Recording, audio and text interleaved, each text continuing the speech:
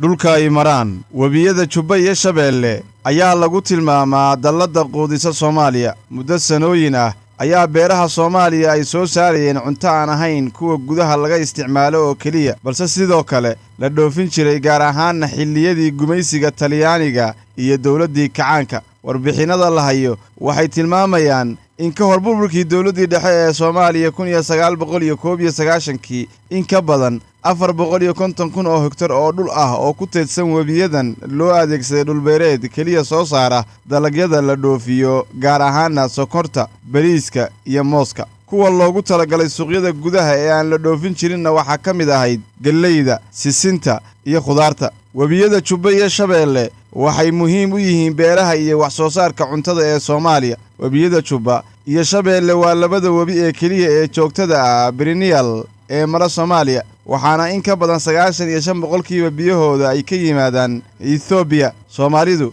waxay biyaha webiyadan u adeegsataa wax beerashada beero waaweyn iyo kuwa yaryarba beeraha ku teedsan webiyadani waa kuwa wax soo saar badan leh waxayna soo saaraan bariiska galleyda khudaarta dalagyada kale ee cuntada waxay kale oo webiyadan labada Soomaaliya ka caawiyaan kordhinta fursadaha dhaqaale shaqo abuurka gaar ahaan beeraleyda xirfadlayaasha waraabka shaqaalaha ka xamaasha beerahani waxay ka helaan shaqo iyo dakhli beeraha webiyadani ku tiirsan waa lafdhabarka dhaqaalaha dadka tabcatada ah iyo dadka ku nool dooxooyinka webiyada oo ugu jira booska Soomaalida kale ay ugu jiraan dhaqashada xoolaha nool gaar ahaan geela intaasi haddii ay tahay muhiimadda labadan webi u leeyihiin Soomaalida haddaba maxaa ka dhalan kara haddii Itoobiya ay xadido ama xirto webiyadan qodobka koobaad waa inay yaraadaan biyaha irrigationka loo isticmaalo beeraleyda noloshoodu ku tiirsan tahay webiyadani waxa suquuq ku noqon doona biyaha ay wax ku tabcadaan gaar ahaan xilliyada abaaraha haddii biyo ciriiri dhacana waxa ka dhalan kara in beeruhu dhimaan wax soo saarkooda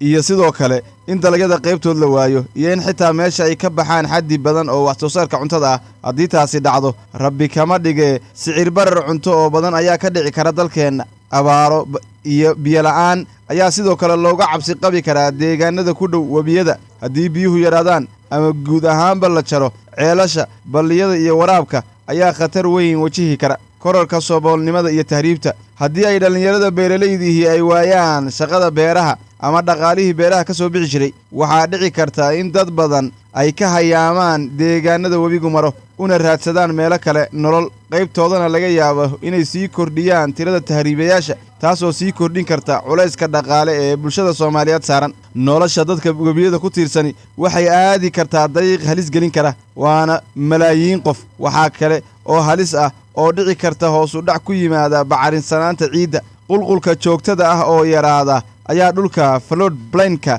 ka dhigi kara mid bacrimintiisu liidato taasoo dhaawac weyn gaarsiin karta awoodda beeraleyda iyo soo biqlinta dalagyada Ethiopia dhankeeda waxay joojintani ka faa'iidi kartaa dhalinta koronto hor leh hydro power dhisidda biyo xireenno hor leh iyo waxqabadka nidaamyada kaydinta biyaha oo kor u kaca waxay taasina Ethiopia ka caawin kartaa soo saaridda tamar koronto oo raqiis ah iyo inay hesho amni biyood xilliyada abaaraha 4 xaaladood iyo 4 miisaan biyood aan kuugu daro oo Jubba iyo Shabeelle ku saabsan si xaaladan halista ah aad wax uga sii fahanto dayaaqadii sideedamaadkii waa xilligii aan weli colaadda guduhu sii darnaanin oo si daran u sii hulaaqin dadkuna intooda badan miyiga ay deganaayeen webiyada Jubba iyo Shabeelle waxa uu socodka biyahoodu caan ku ahaa isku dheelitirnaan iyo inay si joogto ah u qulqulaan markaas dhammaan biyo xireennada oo markaa ahaa 8 iyo mid kale oo dheeraad ah waxay u shaqaynayeen si heer sare ah waxay waraabin jireen dhul beereed ballaaran 45,000 oo hektar oo Jubba ah